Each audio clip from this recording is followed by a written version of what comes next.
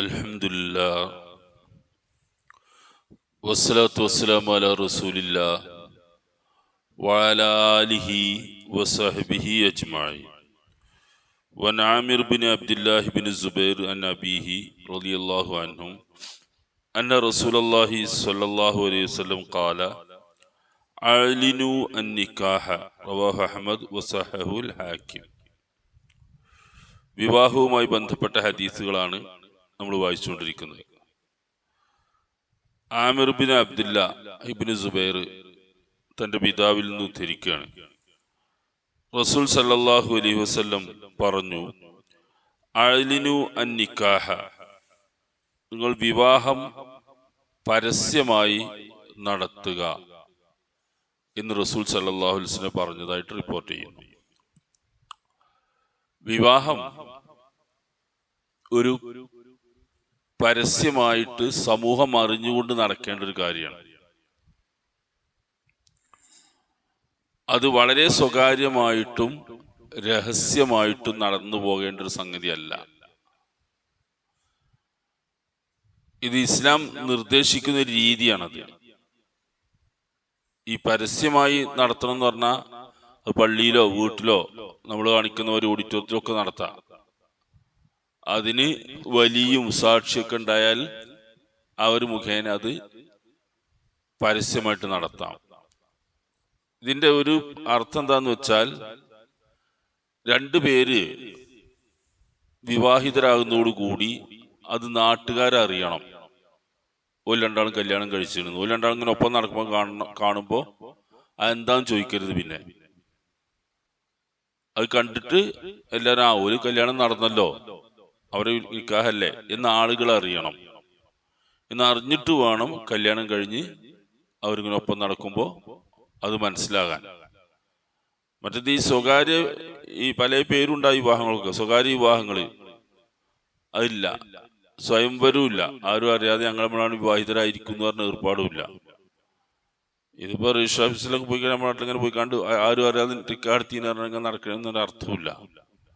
അത് പരസ്യമായിട്ട് വിവാഹം അറിയിക്കണം, ആളുകൾ പങ്കെടുക്കണം, വലീമത്തൊക്കെ കൊടുക്കണം.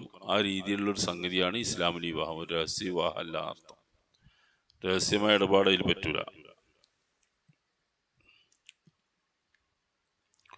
വൻ അബീ ബുർദത്ത് ബിൻ അബീ മൂസ അൻ അബീഹി റളിയല്ലാഹു അൻഹുമാ ഖാല ഖാല റസൂലുള്ളാഹി സ്വല്ലല്ലാഹു അലൈഹി വസല്ലം ലാ നിക്കാഹ ഇല്ലാ ബി വലിയ്യിൻ.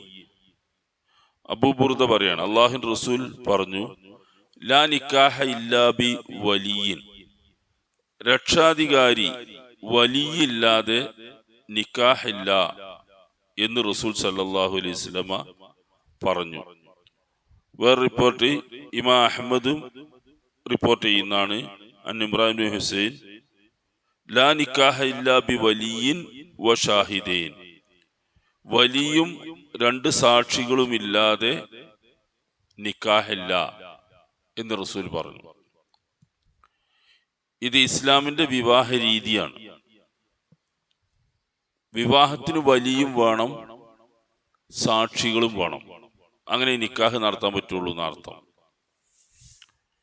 ഇത് ഇപ്പോഴത്തെ ഒരു ചർച്ച എന്താന്ന് വെച്ചാല്, ഇതൊന്നും ആവശ്യമില്ല എന്നാ. നിക്കാഹ് നടത്തി കൊടുക്കണ്ട, നടത്തണ്ട, സാക്ഷിയും വേണ്ട. രണ്ടുപേര് ഒന്നിച്ച് ജീവിക്കാൻ തീരുമാനിച്ചാൽ മതി എന്നാ. അവരാണ് തീരുമാനിച്ച് ജീവിച്ചാൽ മതി. പിന്നെ എന്തിനാ ഇങ്ങനെ കാലിയാരും പള്ളിയും സാക്ഷിയും രേഖയും റിപ്പോർട്ടൊക്കെ എന്നാണ് ചോദിക്കാറുള്ളത്. ഇത് കുറച്ച് കഴിഞ്ഞാലേ മനസ്സിലാവുള്ളൂ. അത് നടക്കുള്ളവർക്ക് മനസ്സിലാവില്ല, പറഞ്ഞാലൊട്ട് സ്വീകരിക്കൂല. കുറച്ചു കാലം കഴിയുമ്പോൾ രണ്ടാൾക്കും മനസ്സിലാവും. അല്ല, പെണ്ണിന് പെട്ടെന്ന് മനസ്സിലാവും, ഓളാണ് കുടുങ്ങും കുറച്ച് കഴിഞ്ഞാൽ. അപ്പോഴാണ് ഇതിനാണുങ്ങളൊക്കെ ഒപ്പം വേണ്ടിയെന്ന് നോക്കി കുറച്ച് കഴിയുമ്പോഴാണ് മനസ്സിലാവുക. അതുവരെയൊക്കെ അത് മനസ്സിലാവില്ല. അത് പറഞ്ഞു കൊടുത്താലും മനസ്സിലാവില്ല. കാരണം അങ്ങനെയാണ് ആ കാലത്തിന്റെ ചിന്ത ഉണ്ടാവുക. അപ്പൊ ഇതിന്റെ പ്രത്യേകത എന്താന്ന് വെച്ചാല്, നിക്കാഹ് പെണ്ണിൻ്റെത് നടത്തി കൊടുക്കാൻ ഒരു വലിയ വേണം. പെണ്ണിന്റെ നിക്കാഹ് നടത്തി കൊടുക്കണം. ആണിന്റെ നടത്തി കൊടുക്കണ്ട, ഓൻ നടത്തിയാൽ മതി. ഓൻ കല്യാണം കഴിക്കാൻ തയ്യാറായാൽ മതി. പെണ്ണിന്റെ ഒരാണ് നടത്തി കൊടുക്കണം. നടത്തി കൊടുത്തിട്ട് ഇന്ന മകളെ അല്ലെങ്കിൽ ഇന്ന സഹോദരി ഇന്ന പെൺകുട്ടിയെ ഞാൻ നിനക്ക് വിവാഹം ചെയ്തു തന്നിരിക്കുന്നു എന്ന് പറയണം. അതിന് സാക്ഷികൾ, 2 സാക്ഷികൾ വേണം. അല്ലെങ്കിൽ ഒരു സദസ്സിൽ വെച്ചാകുമ്പോൾ അവരൊക്കെ മൊത്തത്തിൽ സാക്ഷികളാവും. നമ്മൾ കാണിക്കുന്നത് പോലെ രേഖയിൽ 2 സാക്ഷികളും വേണം. ആ സാക്ഷികൾ ഉണ്ടെങ്കിലേ വിവാഹം നടക്കുള്ളൂ. അപ്പോ സാധാരണ ഒരു വിവാഹ വേദിയിലേക്ക് നോക്കിയാൽ തന്നെ അത് മനസ്സിലാവും. പെണ്ണും ആണും ഒന്നിച്ചിരിക്കല്ല ചെയ്യുക, ആണും ആണും തന്നെയാണ് വിവാഹ ഇടപാട് നടത്തുക. ഖുർആനിലെ പ്രയോഗങ്ങളും അങ്ങനെ തന്നെയാണ്. പെണ്ണിനെ കല്യാണം കഴിച്ചു കൊടുക്കണം എന്നാണ്. ഹദീസിലെ പ്രയോഗം അവളെ നിങ്ങൾ കല്യാണം കഴിച്ചു കൊടുക്കണം എന്നാണ്. ഇതിന്റെ ഒരു ഉപകാരം എന്താന്ന് വെച്ചാൽ, ഇതിന്റെ താല്പര്യം എന്താന്ന് വെച്ചാൽ, പെൺകുട്ടിയെ സംബന്ധിച്ച്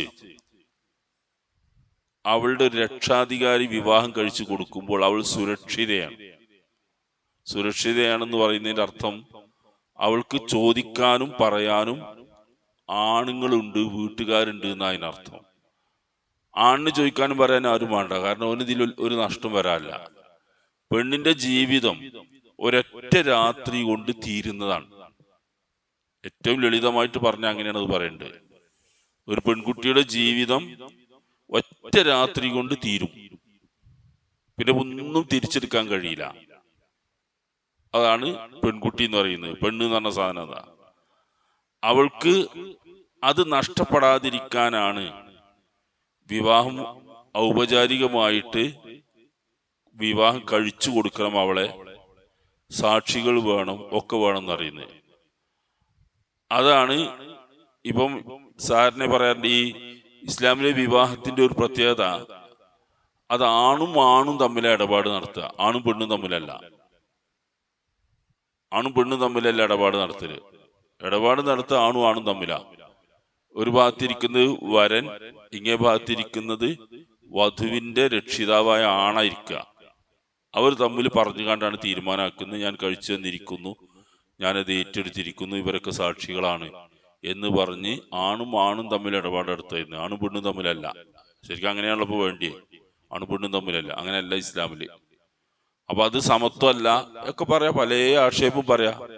പക്ഷെ ഈ പറയുന്ന ആളുകൾക്കൊന്നും ഈ പെണ്ണിന് നഷ്ടപ്പെട്ടത് തിരിച്ചു കൊടുക്കാൻ കഴിയില്ല, പെണ്ണിന്റെ ജീവിതം തിരിച്ചു വാങ്ങിക്കൊടുക്കാൻ കഴിയില്ല. ഇതിങ്ങനത്തെ സംഭവം കുറച്ചൊന്നുമല്ല. നിക്കാഹില്ലാതെ ഒന്നിച്ച് ജീവിക്കാൻ തീരുമാനിക്കുന്ന ആളുകൾ കുറെ ഉണ്ട് ഇപ്പൊ നാട്ടില്. ഒരു പരിഷ്കാരം അങ്ങനെയാണ്, പുരോഗമനം അങ്ങനെയാണെന്നാണ് പറഞ്ഞു വരുന്നത്. നമുക്കത് മനസ്സിലായില്ല ഇതിലെ പരിഷ്കാരം പുരോഗമനം എന്താണ്. അതിന് കാരണം എന്താ പറയുക, മനസ്സിലായില്ല എന്ന് പറയുന്നത്, ആ സംഗതിക്കൊക്കെ ഒരു 2 ആള് ഏൽപ്പിച്ചു കൊടുത്തു എന്ന് പറയുന്നതോടെ എങ്ങനെ അത് പിന്നാക്കം പോരാന്ന്. പോലെ ചെയ്യുന്ന പണിക്കൊക്കെ, കല്യാണം കഴിച്ചാൽ ചെയ്യുന്ന കാര്യങ്ങളൊക്കെ പോലെ ഒന്നിച്ച് നടക്കുന്നു, ജീവിക്കുന്നു എന്നൊക്കെ പറഞ്ഞതിന് തങ്ങൾ ഇങ്ങനെ രേഖപ്പെടുത്തിയിട്ടുണ്ടെന്ന് പറയുന്നതിന് എന്താ, അപ്പോഴേക്ക് പിന്തിരിപ്പിനാവുകയാണ്. അതൊന്നും ചെയ്യാതെ വെറുതെ ഇങ്ങനെ കൈ വിട്ട് നടന്ന പരിഷ്കാരമായി മാറുക. അതൊരു ഒന്നുമില്ല, അതിൽ വേറൊരു സംഗതി ഇല്ല. എന്നാ പിന്നെ അതൊന്ന് രേഖപ്പെടുത്തി കുഴിച്ചാൽ അത് വേണ്ട അറിയാം. അപ്പൊ എന്തെങ്കിലും പിന്തിരിപ്പനാവുന്നത്, അതിലൊരു പിന്തിരിപ്പ് തരൂല്ല. അത് ആണിന്റെ സൂത്രാണ്, പെണ്ണിന്റെ മണ്ടത്തരവുമാണ്. ഈ കോടതിയിൽ വരുന്ന ഈ കേസുകളില് ഒക്കെ പല കേസുകളും പീഡനം എന്ന് പറഞ്ഞ കേസുകളൊന്നും പീഡനമല്ല. അതൊന്നിച്ച് ജീവിക്കും 2 ആളും കുറച്ചു കാലം. ഞങ്ങൾ നല്ല ഫ്രണ്ട്സാണ്, നല്ല സുഹൃത്തുക്കളാണ് അറിയാം. പിന്നെ ഞങ്ങൾ ലിവിങ് ടുഗദറാന്ന് പറയും. കുറെ ഇംഗ്ലീഷ് വാക്കുകൾ പറഞ്ഞാൽ മതിയല്ലോ, നമുക്ക് ഉഷാറാവുന്ന വിചാരം. അങ്ങനെയാണെന്ന് പറയും. ഇങ്ങോട്ട് കുറച്ചു കാലം ജീവിക്കും. കുറച്ചു കാലം ജീവിച്ച് കുറച്ച് കഴിയുമ്പോൾ അതിൽ മക്കളൊക്കെ ഉണ്ടാവും. ഓല ജീവിക്കുന്നു എന്നുള്ളതിന് ഒരു ജീവിച്ചതല്ലാതെ രേഖയിൽ എവിടെ ഉണ്ടാവില്ല, കടലാസിൽ എവിടെ ഉണ്ടാവില്ല, രജിസ്റ്റർ ഓഫീസിലും ഉണ്ടാവില്ല, പള്ളി കമ്മിറ്റിയിലും ഉണ്ടാവില്ല, അമ്പലത്തിലും ക്ഷേത്രത്തിലും ഒന്നും ഉണ്ടാവില്ല, എവിടെയും ഉണ്ടാവില്ല. ഇവരങ്ങനെ ജീവിക്കും. കുറച്ച് കഴിഞ്ഞാൽ 2 മക്കളൊക്കെ ആവും. അപ്പൊ ആണിന് തോന്നും കുറച്ച് കഴിഞ്ഞാൽ വേറൊരു പെണ്ണിനോട് ഫ്രണ്ട്ഷിപ്പ് തോന്നും, ഓന അതിനെ ഫ്രണ്ടാക്കി എടുക്കും. ഒരു ലിവിങ് ടുഗദർ തുടങ്ങുമ്പോഴേ ഇവളെന്താ കാട്ടുക, ഇവക്കൊന്നുമില്ല, കേസ് എന്തേ കാണിക്കാൻ പറ്റുമല്ല, കാരണം രേഖയിൽ എവിടെ ഇല്ല. അപ്പൊ ഈ കുട്ടികളൊക്കെ ആരാ നോക്കേണ്ടത്? അത് ഈ പരിഷ്കാരത്തിന്റെ പേരിൽ പറഞ്ഞുണ്ടാക്കിയിട്ടുള്ള എന്താ അറിയോ, അതൊക്കെ പെണ്ണാ നോക്കേണ്ടിയെന്നാ. നിങ്ങൾ നോക്കിയാൽ എന്തെല്ലാം അബദ്ധമാണ് ഈ വരുന്നത്. അത് പെണ്ണ് ഗർഭം ചുമക്കുക, അവള് പ്രസവിക്കുക, ഓള് മുലയൂട്ടുക, കുട്ടികളെ ഓള് നോക്കുക. പിന്നെ ഇവനെന്താ പണി? ഇവനിതിങ്ങനെ ഉൽപ്പാദിപ്പിക്കലന്നെ, വേറൊന്നുമില്ല. ഇവന് തോന്നുമ്പോ പോവുകയും ചെയ്യാ, കാരണം രേഖയിൽ എവിടെയില്ല. എന്നിട്ട് ഈ പെണ്ണെന്താ ചെയ്യണ്? അതുകൊണ്ട് ഓള് പറ്റാല്ലേ, ഓക്ക് എന്ത് ചെയ്യാൻ പറ്റുമോ? ഓള് കൊണ്ടു കിടക്കന്നെ, ഓള് ജോലി ചെയ്യുക, കഠിനാധ്വാനം ചെയ്യുക, അങ്ങോട്ട് കുട്ടികളെയും നോക്കുക, ഒക്കെ ഓളന്നെ. ഇവ ഇങ്ങനെ ഫ്രണ്ട്ഷിപ്പ് ഇങ്ങനെ മാറി മാറി ഇങ്ങനെ നോക്കുക. ഇത് തന്നെയാണ് പരിപാടി, കന്നുകാലികൾ ഏർപ്പാട്. അപ്പൊ പിന്നെ ഈ പെണ്ണ് അവസാനം എടുക്കുന്ന പണിയാണ് പീഡനം. കോടതി കൊടുക്കുക, എന്നിട്ട് ഇവനെ കേസ് കൊടുക്കുക, എന്നിട്ട് ഇവനെ കൊണ്ട് ചെലവിന് ഉറപ്പിക്കാനുള്ള വകുപ്പ് ഉണ്ടാക്കുക. ഇതൊന്നുമില്ല. ഒരു നിക്കാഹാണ് നടത്തിയിട്ട് അതിന്റെ നിയമം പോലെയാണ് പോയാ പെണ്ണിന് സുരക്ഷിതാണ്. ഇങ്ങനെ വിവാഹം തലാഖിലേക്ക് എത്തിയാൽ പോലും അതിന് ഇസ്ലാമികമായ നിയമങ്ങൾ. കുട്ടികളെ നോക്കേണ്ടത് ഇസ്ലാമിക നിയമം അനുസരിച്ച് വാലൽ മൗലൂദി ലഹു റിസ്ഖുഹുന്ന വ കിസ്വത്തുഹുന്ന ഖുർആൻ പറയുന്നത്. ആർക്കാണോ കുട്ടി പിറന്നത്, മക്കൾ പിറന്നത്, ആ തന്തയാണ് കുട്ടികളെ നോക്കേണ്ടത്, പെണ്ണല്ല. പെണ്ണിന് ഒരു ഉത്തരവാദിത്വം ഇല്ല. ആ പെണ്ണിനെ നോക്കേണ്ട പണി ബാപ്പാക്കാണ്, കുട്ടി നോക്കേണ്ട പണിയും ബാപ്പാക്ക. ഖുർആൻ അങ്ങനെയാണ് പറയുന്നത്. അങ്ങനെ ആകുമ്പോൾ ഓൾക്ക് സുരക്ഷിതത്വമുണ്ട്, കുട്ടികൾക്ക് സുരക്ഷിതത്വമുണ്ട്. അപ്പൊ അത് 6-ാം നൂറ്റാണ്ടിലേക്ക് പോകലാണ്, പഴഞ്ചനാണ്, പിന്തിരിപ്പനാണ്, ഞങ്ങൾക്ക് നല്ല സൗഹൃദമല്ലേ, ഞങ്ങളാണ് ജീവിച്ചാൽ പോലെ എന്നൊക്കെ പറഞ്ഞ തത്വം പറയുന്ന ആൾക്കാർക്ക് ഇതൊന്നും മനസ്സിലാവില്ല. മേത്തേക്ക് ഇങ്ങനെ പിടിക്കുമ്പോൾ ഓരോന്നിങ്ങനെ കോടതിയും കേസ് വെച്ച് നടക്കേണ്ടി വരും. ഇതിൽ ഈ പറഞ്ഞ ആശയം എന്താ വെച്ചാൽ ലാ നിക്കാഹ ഇല്ലാ ബി വലിയ്യിൻ, ഒരു വലിയില്ലാതെ നിക്കാഹില്ല എന്ന് പറയുന്നതിന്റെ അർത്ഥം അതാണ്. രണ്ടാമത്തെ ഹദീസിൽ പറഞ്ഞ ഷാഹിദൈൻ, 2 സാക്ഷികളും വേണം. അങ്ങനെ നിക്കാഹ് ശരിക്കാണ് നടത്തി കൊടുത്താൽ അതിനൊരു ഉത്തരവാദിത്തം ഉണ്ടാവും, ചോദിക്കാനും പറയാനും ആളുകളും ഉണ്ടാവും, ഭംഗിയായിട്ട് പോയി. അപ്പൊ അതാണ് ഇസ്ലാമിന്റെ ഈ തത്വം. ഇതാണ് നമ്മൾ മനസ്സിലാക്കേണ്ടത്. ഇതാണ് നമ്മൾ കുട്ടികൾക്ക് പറ്റാത്തത്.